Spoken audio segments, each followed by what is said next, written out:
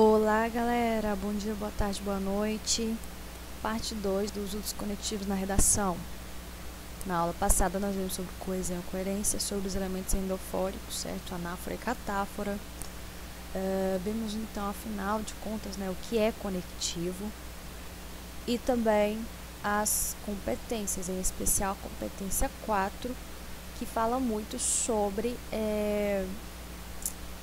o uso dos conectivos, né? Essa articulação, essa ligação dos períodos e dos parágrafos no texto, ok?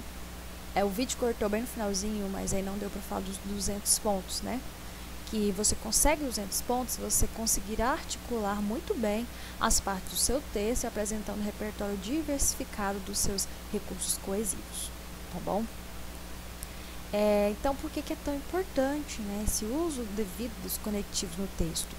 Olha só, não basta apenas colocar as ideias no texto, é essencial articulá-las utilizando os diversos recursos coesivos, em especial operadores argumentativos que são responsáveis pelas relações semânticas, ou seja, quando você vai introduzir uma explicação para evidenciar a sua argumentação, evidenciando a ligação da sua argumentação com base no que você acabou de mencionar, com dado, com fato histórico, né, dentro da sua fonte, tá? É essencial saber ligar. Porque pensa você colocar no seu texto uma fonte, uma alusão histórica e vir argumentando acerca disso, mas se você não colocar um conectivo devido, o texto fica todo fragmentado, sabe? Ele fica cortado, dividido. Então, por isso que o uso do conectivo ele é tão essencial para que seu texto seja mais fluido, seja bem claro, bem ligadinho, tá? Por exemplo, relações de igualdade, adversidade, causa e consequência, conclusão. Então, assim, para que tenha esses operadores argumentativos, para que tenha essas relações construídas de forma que seja tudo ligadinho, você tem que saber. Por exemplo, você está lá desenvolvendo seu texto e você está com argumentos de adversidade perante o problema. Só que você não conhece muito bem seus conectivos e vai lá e coloca um elemento de relação de igualdade no texto. Vai ficar muito confuso. Quem lê vai se perguntar, mas peraí, o que ela está querendo dizer? Ela é contrária a isso? Ela é a favor disso? Porque não está explícito. Ainda mais no momento do seu texto, né, que tem um turbilhão de ideias na sua mente, tempo contado. Então, é bom conhecer, porque o que eu noto em algumas redações é isso. Está falando algo, por exemplo, está com ideia adversativa, mas acaba colocando no texto um conectivo de igualdade. Não dá certo. Se você está expressando ali uma contraposição, relação de igualdade, um conectivo de relação de igualdade não é cabível. Muitas vezes o aluno está escrevendo e coloca, o que eu vou colocar aqui para ligar isso que eu acabei de escrever com a ideia que eu tenho posterior. Aí vai lá e pesquisa, né, conectivos, mas nem sabe a função dele. Então é essencial conhecer conectivos e conhecer suas funções. Cada parágrafo será composto por um ou mais períodos, também articulados. Cada ideia nova precisa estabelecer relação com as anteriores, que é o que eu acabei de dizer. Seja dentro de um parágrafo, seja entre os parágrafos, você tem que ter conectivos que se encaixem, tá? A ideia que você está mencionando agora, ela tem que ter relação com as ideias anteriores, tá? E às vezes a sua sequência lógica está até em sequência, só que os conectivos que você aborda não fazem essa ligação. De fato, o conectivo acaba não conectando, né, pela escolha e função, tá? Então tem que ter esse cuidado. Onde e como devem ser empregados? Olha só, os conectivos devem aparecer em duas partes. No meio dos parágrafos, né, que é ligando os períodos, as frases, as orações, e entre os parágrafos, ou seja, logo no início, né, de cada parágrafo, porque você tem que amarrar esse parágrafo ao anterior. Eu coloquei em vermelho porque é o que está acontecendo muito com redações, tá? A maioria não tem dificuldade em ligar as suas frases, suas orações dentro de um parágrafo, né? Mas sim, quando conclui um parágrafo e vai passar para o outro. É isso que está tendo dificuldade em ligar, tá? Em muitos textos eu coloquei essa observação e sugeri conectivos. Quando eu faço a correção, eu sugiro, tá? Então, se você tem essa dificuldade, vamos estudar os conectivos, tá? Principalmente entre os parágrafos. Tem que ter um conectivo que realmente faça sentido, tá? Pelo que você quer fazer. É essencial saber diversificar na escolha dos conectivos, visto que o exame também avalia o repertório do candidato. Competência 4 também fala disso, né? Se você usar um conectivo só, 1, 2, em todo o seu texto, por exemplo, se você quer expressar a igualdade em todo o seu texto, você usa 1 e 2 conectivos, vai ficar muito repetitivo. Por exemplo, você vai falar, você vai resumir ideias. Aí você vai resumir a ideia do parágrafo 2, aí você fala, em suma, acontece isso e aquilo, tá? Aí você vai para o terceiro parágrafo. Em suma, pode-se dizer isso e aquilo. Usou de novo o mesmo conectivo para uma ideia de resumo. Aí vai para o parágrafo de conclusão, aí você vai iniciar a conclusão e você diz, em suma, diante do que foi exposto, a necessidade, de novo, você viu que você veio com em suma, então você também é avaliado nisso. Não basta saber um conectivo só para cada função, para cada tipo de ideia. Você tem que saber mais, tá? Então, se você usar sempre em suma, não vai ficar bom, tá? Então, olha só, se houver um emprego constante de apenas um conectivo, ele pode gerar um erro chamado eco, que é a repetição constante de termos ou de palavras com terminações parecidas. Então, assim, o eco, né, chamado de eco, e isso é um ponto negativo para o seu texto, seja por repetição de termos, como eu falei do em suma, agora eu exemplifiquei, como também para terminações parecidas. Você ficar usando sempre palavras, sejam palavras diferentes, mas sejam com as mesmas terminações. Quando vocês usam muito gerúndio mesmo, eu até falo, nossa, é gerundismo, tem gerúndio demais. Não estou falando que você nunca pode empregar gerúndio, que o modo verbal, o gerúndio aí é um vilão para a sua fala e para a sua escrita. Não. Ele pode ser usado sim, só que muita gente usa ele de modo indiscriminado, que acaba gerando eco, né? O uso do ando, indo, tá? Um exemplo. Então não usa também palavras com tantas terminações parecidas, porque vai dar eco e não fica bom pro seu texto.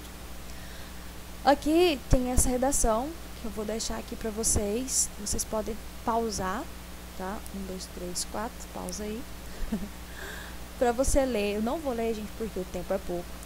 E eu sei que também vídeo aula muito extensa é chata, tá? É chata. Você começa a prestar atenção, depois você voa. Então, eu vou deixar para vocês lerem. E aqui já tá marcado, tá? Em vermelho, os conectivos que ela usou. Vários conectivos que são usados e cada um tem uma função.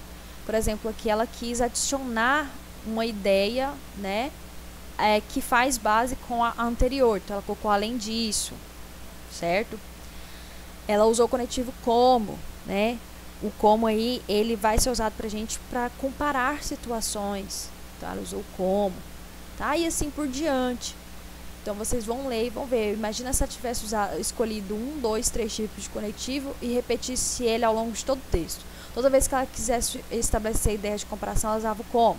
Toda vez que ela quisesse utilizar a adição, ela usasse além disso. Ia ficar estranho, né? Redação da Tamires dos Santos Vieira, se não me engano, redação de 2016, tá? Sobre intolerância religiosa. Tá bem legal. Isso aí é pra vocês lerem, porque vocês têm que ler, conhecer conectivos, né? Internalizá-lo aí na sua mente e praticar. Tá bom? Fica aí, porque senão vai ficar muito extenso se eu for ler. E aqui nós temos as tabelas de conectivos, tá? Cada função, quando estabelece função de adição, de conclusão, comparação, oposição, alternância, exemplificação, causa, e os conectivos respectivos para cada função, ok? Não vou ler tudo, porque você vai voar, a gente não tem sala de aula, não tem como a gente ficar aqui interagindo e tal, mas são esses, você também pode pausar aí, tá? A tela e ver. Vou também disponibilizar algumas tabelinhas lá para vocês. Eu sei que não dá pra gente lembrar de todas elas e quais são a função de cada uma na hora da redação. Eu sei que não há como, mas é bom você anotar as principais que você pode usar. Por exemplo, 3 de cada, se você souber 3 de cada função, já é bom. Você não pode usar 3 tipos de conectivo diferentes para estabelecer diversas funções do seu texto. Então, assim, eu aconselho a entender a função de cada conectivo, adotar 2 ou 3 tipos de conectivo para cada função para o seu texto, tá? Então, assim, é conhecer, é internalizar esses conectivos para exercer no seu texto. Além daqueles, temos função de negação, de dúvida, de afirmação, de concessão, de conformidade, de condição, finalidade, proporção, resumo, sequência, reformulação, tá? Estão todos esses aí, ok? Deixa eu ver aqui meu tempo, porque eu não posso passar. Então, vamos lá, 10 minutos, só mais um pouquinho. Então, aqui é exemplos, né, do uso dos conectivos. Assim como eu falei para vocês, que usar um conectivo, 2, 3, para uma redação toda prejudica, também o uso discriminado deles acaba te sabotando. Ao invés de você lançar a mão de conectivos que ligam suas informações, ele vai te sabotar e vai ficar confuso. Olha o exemplo. Como a empresa, entretanto, está em péssima situação financeira, deverá, além disso, investir o que for possível nesse projeto. A frase está impossível de entender? Não, ela não está impossível de entender. Tá? Então, está falando que a empresa está passando por uma situação financeira difícil, mas, apesar disso, deve se investir, né, o que for possível no projeto. Então, tem que ter a necessidade de investimento. Só que ela não está difícil de entender, mas ela está confusa. E a nossa ideia, a nossa função, principalmente na redação, não é de fazer um texto que a pessoa tem que se esforçar para entender. Ela tem que ficar bem clara, né? Então, olha só. Nessa ocorrência, há conectivos em excesso, né? Como, entretanto, além disso. Então, para ficar melhor, poderia ser assim, ó. Como a empresa está em péssima situação financeira, deverá ser investido o que for possível nesse projeto. Aqui nós temos uma frase formulada como causa e consequência. Certo? A causa é que a empresa está em péssima situação financeira, é a causa, mas deve ser investido o que for possível. Tá? A consequência é de investimento que futuramente virá a ter retorno financeiro, causa e consequência. Nossa empresa está em péssima situação financeira, outro exemplo, tá? Nossa empresa está em péssima situação financeira, porém, devemos investir o que for possível neste projeto. Então, aqui nós temos o emprego, esse único conectivo nos proporcionou, então, a conexão das ideias, certo? E é um conectivo que nos dá a ideia de oposição, de adversidade, certo? E o emprego de um único conectivo já soube fazer aí a função de nos informar bem a situação, né? Então, apesar da empresa estar em péssima situação financeira, nós temos que investir o que for possível, né? Deve-se investir o que for possível no projeto. Tá? Esse é um exemplo. O erro muito ocorrente que está tendo também, por exemplo, eu tirei esse aqui da redação, estava corrigindo, eu até anotei ele para falar. O uso do contudo, tá, gente? No parágrafo de conclusão. Tá usando demais o contudo lá no parágrafo de conclusão. Olha, gente, normalmente o parágrafo de conclusão